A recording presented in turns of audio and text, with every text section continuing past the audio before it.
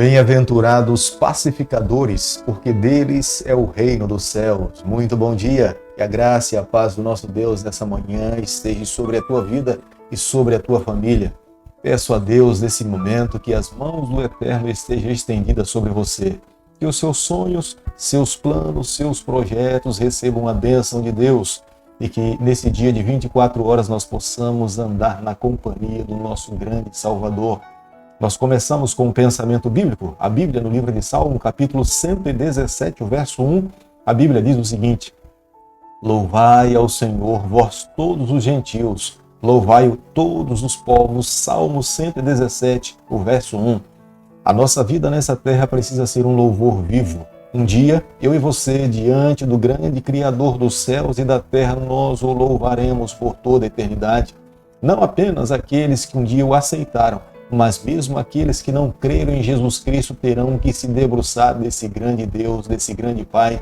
Por isso, que nessa manhã, nesse primeiro momento, a nossa responsabilidade é abrir o nosso coração, encontrarmos com o nosso Deus e permitirmos que Ele se assente no trono da nossa vida e conduza a nossa trajetória.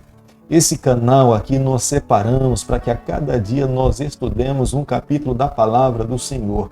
E nessa manhã eu quero convidar você a ter nas mãos a palavra de Deus no livro de 1 Crônicas, capítulo 6, o verso 1.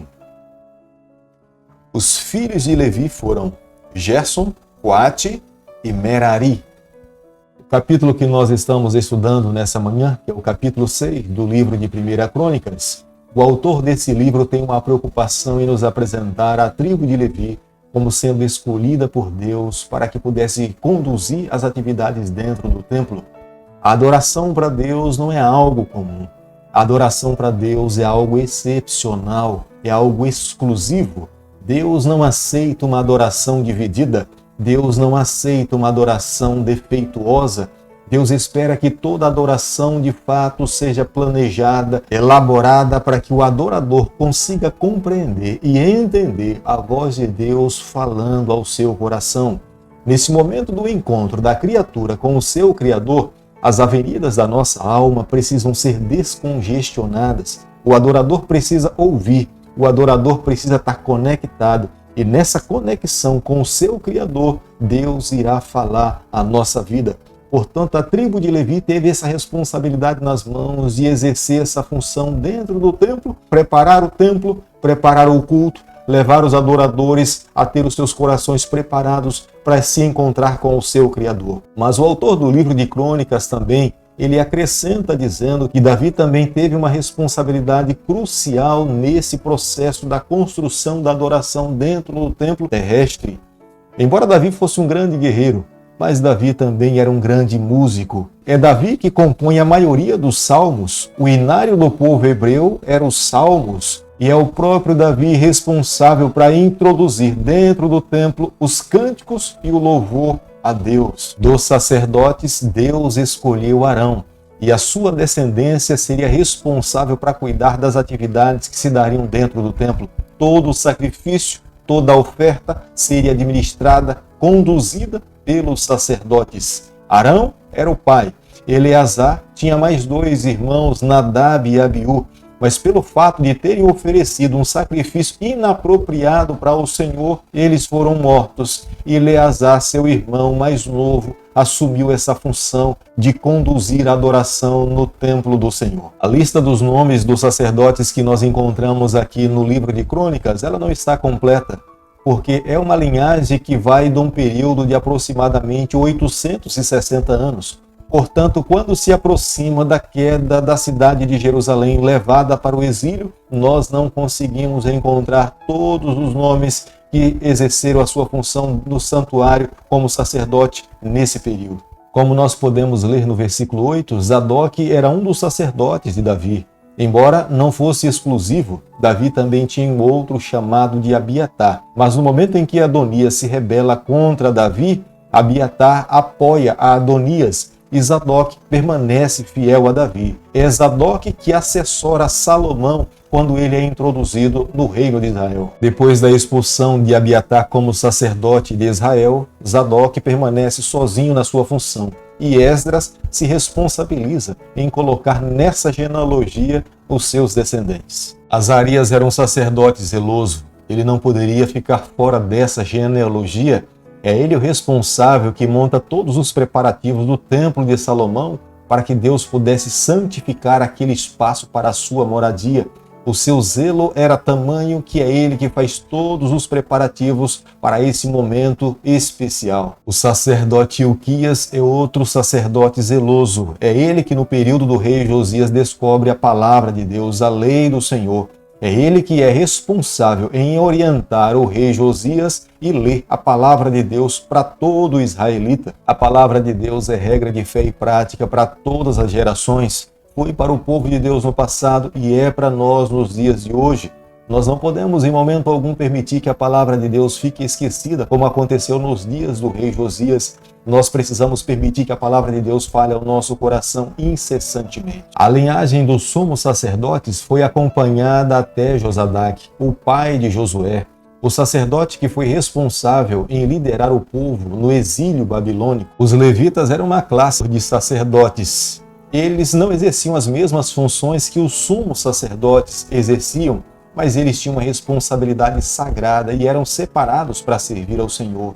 Davi é responsável em introduzir dentro do templo cantores, como Emã, Asaf, Corá e Etan. Hoje, nos dias em que nós estamos vivendo, nós entendemos e compreendemos o valor da música. A música chega em lugares do nosso coração que muitas vezes a palavra pregada não consegue alcançar. A música é de origem divina. Se nós entendêssemos o verdadeiro valor do canto para a nossa vida, nós cantaríamos muito mais. Nós tiraríamos tempo da nossa vida para que nós pudéssemos render louvores a Deus e tenha certeza que o céu se agradaria do nosso louvor. A frequente menção dos cantores dentro do templo nos leva a entender que o autor do livro de Crônicas ele fazia parte dos levitas. Ele era um dos responsáveis de louvar, de cantar dentro do templo. E nós entendemos que esta é a razão pela qual muitas vezes ele menciona as funções dos levitas dentro do santuário. 1 Crônicas, capítulo 6, o verso 32, a Bíblia diz o seguinte: Ministravam diante do tabernáculo da tenda da congregação com cânticos, até que Salomão edificou a casa do Senhor em Jerusalém e exercitavam o seu ministério segundo a ordem prescrita. Depois que o povo de Deus entrou na terra de Canaã, a tenda da congregação que foi construída por Moisés, ela foi estabelecida em Siló, e ali permaneceu até nos dias do sacerdote Eli. Mais tarde foi transferida para Nob, como nós encontramos referência a respeito dos pães da preposição que foram oferecidos a Davi nessa cidade. Na época de Davi, mesmo que a arca estivesse sido levada para Jerusalém, o tabernáculo do Senhor estava localizado em Gibeão. O tabernáculo parece ter permanecido ali até o período do rei Salomão, que futuramente ele constrói o templo do Senhor e transfere todos os utensílios para o templo sagrado construído por ele. Como foi ordenado por Deus, o sacerdote e os levitas, eles não tinham herança, mas eles receberam algumas cidades como cidades de refúgio, para que quando alguém de uma forma involuntária cometesse algum crime, eles pudessem se refugiar ali. Era a oportunidade que os sacerdotes tinham de incutir na mente daquele que era transgressor amar a Deus, a lei de Deus e levá-lo a viver uma vida de obediência.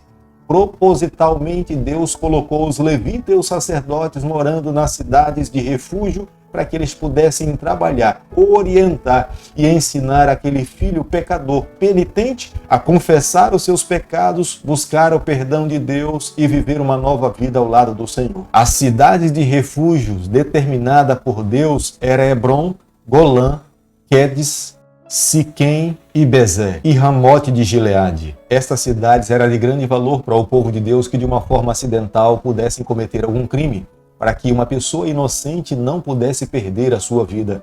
Aparentemente, essas orientações não tinham grande valor, mas quando nós seguimos as orientações de Deus, no final nós veremos que Deus sempre tem razão. Estas cidades tinham o símbolo de Cristo, era a graça de Deus. Embora aquele que de uma forma acidental tivesse tirado a vida de alguém, de fato, merecesse a morte, mas Deus estava dando uma nova oportunidade, porque era de uma forma acidental, para que ele pudesse se arrepender, confessar e viver uma nova vida. Deus não tem prazer na morte de ninguém. O desejo de Deus é que todos cheguem a pleno arrependimento dos seus pecados e aceitem a Jesus Cristo e vivam uma vida plena na sua pessoa. Querido amigo, nessa manhã, ao concluirmos o estudo do capítulo 6 do livro de 1 Crônicas, eu e você, nós precisamos parar para refletirmos a respeito de alguns pontos que esse livro fala. O primeiro deles: para Deus não serve qualquer coisa. Deus especificamente escolheu as tribos que deveriam trabalhar para ele dentro do templo. Os sumos sacerdotes deveriam descender de Arão, mas os levitas deveriam vir da tribo de Levi. Deus escolheu a dedo aqueles que deveriam trabalhar para eles. A forma pela qual a liturgia deveria acontecer dentro do templo é o próprio Deus que determinou. Deus sabia que esse encontro do Criador com as criaturas seria o essencial para que eles entendessem a grandeza, a majestade e a soberania do seu Deus. Portanto, hoje, nós precisamos também entender, somos criaturas do Senhor, precisamos aceitar a sua vontade e a sua soberania sobre a nossa vida. Quando lemos o livro de Crônicas, nós entendemos o valor e o papel na música da adoração. Ela é crucial, é extremamente importante. A principal função que Deus concede a Lúcifer antes do seu pecado era ser regente do coro celestial. Portanto, nós precisamos compreender hoje: quando nós cantamos dentro do templo, nós estamos adorando ao nosso Criador. Quando nós abrimos os nossos lábios, nós estamos oferecendo a nossa oferta através de cântico ao Criador do universo. Portanto, quando cantarmos, nós precisamos entender, nós não podemos fazer de qualquer forma. Nós temos que expressar de fato o que está no mais profundo do nosso coração.